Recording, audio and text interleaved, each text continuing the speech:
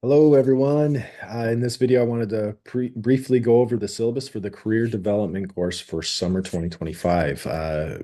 Before jumping in, I just want to say I'm really excited to be teaching this class. Career development can sometimes be misunderstood of like sometimes their students is like, wait, why is this covered if I'm doing clinical mental health or if I'm doing school track? I think school track folks will probably see more of the clear connection there, but it's definitely relevant for clinical folks too. I've done career counseling. I've been a career counselor, been the manager of career counselor. I've done clinical mental health counseling. I've done uh, school-based mental health counseling work, and I've definitely seen time and time again how career is infused into life meaning, into uh, human mental health. The work that we do matters as in terms of its impact on the larger holistic view of the person. So I think you'll really start to recognize that about this class. So once again, just to clarify that sometimes there's been students who are like, wait, I thought this class was helping us in our career development as master's students. No, this is to have a focus on career development and its impact for our clients. So just a few things to consider there. Let me share my screen and I'll go over the syllabus and try to keep this video as brief as I can. And here we go. Let me share and we'll jump right in.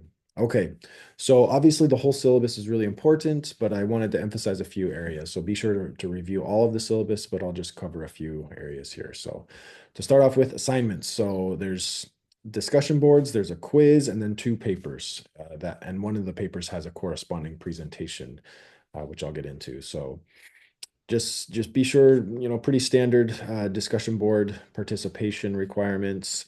The one thing that I wanted to highlight is for the most part, the discussion boards are going to be due the original posts. So your response to them is on Wednesday, and then two peer responses need to be completed on Friday by Friday. Except that's different for this first week. So module one, because we didn't start until Tuesday this week, so you'll have until Thursday to submit your original posts, and then your two peer responses will be Saturday. So May 31st. Uh, okay, so the quiz, there's only one quiz in this class. It's during module four. And just to clarify and reduce any nerves, it's open note, open book. There's a 30-minute timer, but it can also be the quiz can be taken up to 3 times, and only the highest score is kept. So uh, let me know if you have any questions on that as we get closer as well. And then I'll go into more detail on the autobiography and the career intervention proposal assignments a bit later, but just really quick, the autobiography will include you reflecting on the results to your own Myers-Briggs type indicator and strong interest inventory. So you're going to be taking those two assessments as part of this class, and more information about that process of how to take the assessments and where to go will be given to you soon. And then yeah, in section 19 of the syllabus, there's more detail. I had to look at that and decipher the Roman numerals there, but got it. The career intervention proposal, same. I'll cover it in more detail below, but here's some brief intro information. So the class is broken down into just 100 total points. So every point you receive in this class is a percentage point.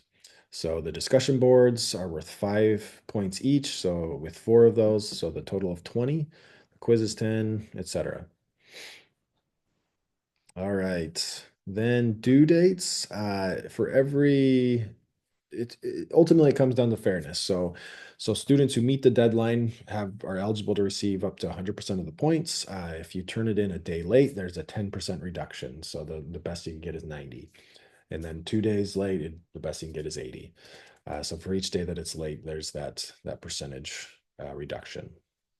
And just remember that this is really standard stuff for all of the syllabi in your program by completing assignments. Make sure that you submit all assignments. So all assignments must be submitted or you can't pass the class. So sometimes it's like, hey, I don't really need those points. I'll just skip this discussion board week. Nope, we need you to make submissions for everything. Instructor availability. As instructors, we intend to always, at least in my classes, to get back to you within 48 business hours. So within 2 business days. And yeah, and you can reach out via email or Blackboard board mail. And the grading time frame, always trying to stick within 2 weeks of the due date to have those assignments back to you. All right, I'm just going to jump down here to the class schedule. So everything that is due uh, is in yellow here. And I'll clarify this in Blackboard, but it is two peer responses. I just say and peer responses, so it's kind of nebulous in this description. But so you have to submit one original post to the discussion board prompt and then respond to at least two peers in order to be eligible for full points. So the first few weeks, once again, that there's a reminder here that the discussion board is due Thursday for the original post and Saturday for the peer responses. And then for the rest of the semester, it's the Wednesday, Friday due dates. So sometimes we're covering a lot of information, 3 chapters in a week. So make sure that you're staying on top of the readings and staying on top of this and get really busy because I know you have other classes too. There's the quiz. Quiz will be in module 4. I highlighted 6, 7, and 8 just to let you know. So these are going to be pretty. All the writing assignments are due. I guess the major writing assignment is due week 6 and 8. So I really strongly recommend that you start the autobiography assignment and the intervention proposal earlier in the semester, so it's not just being crunched in the last 3 weeks here. The autobiography, you'll really be able to start plugging away at it earlier as we're addressing more and more information and the theories, the career development theories that are needed for these papers are addressed earlier in the 8-week course as well. So you can start to get after these. So don't just throw these together at the last minute. I don't think that'll serve you well. So just a few points of consideration there. Week 7 or module 7 is the intervention proposal presentation. So that's where, yeah, the final week you're going to submit a paper format, but the week before that in the discussion boards, you're going to do a PowerPoint presentation or a Google presentation, just kind of going over the basics of the assignment. And I'll get to that right now, actually. So uh, first, let's go into the autobiography. So remember that it can't be any more than 7 pages max in length. And the key is right here. Students must include the following. So I tried to be pretty clear about what each section needs to cover. And I really strongly recommend that you would make these headings. So background, family, socioeconomics, status factors, ethnicity/religious factors. You can just put that as a heading, just so it's clear to you, so it's clear to me what you're covering. And I even give recommended page lengths. You can deviate from that if you want, but if you follow those, it'll keep you within that 7-page length. And it emphasizes and gives more weight to this areas that are, most important for grading as well. And ultimately for your reflection of really soaking in the material of this course, like those need the most emphasis so you can really understand those principles to get out what you need to from this course. So that's the assessments, the strong interest inventory, and the MBTI. That's one emphasized section. And then you're going to be applying theory, career development theory to yourself in this autobiography paper. So the autobiography is all about, as it states, reflecting on yourself, your career and life journey, and how the principles from this course apply to you. Then there's the rubric. And then the career intervention proposal. So it has 2 parts. So you're going to write the paper, which is 30 points for this, and then the 10 points for the presentation. I just highlighted here, you're going to be needing to draw from some peer-reviewed articles, so 6 minimum to support this plan.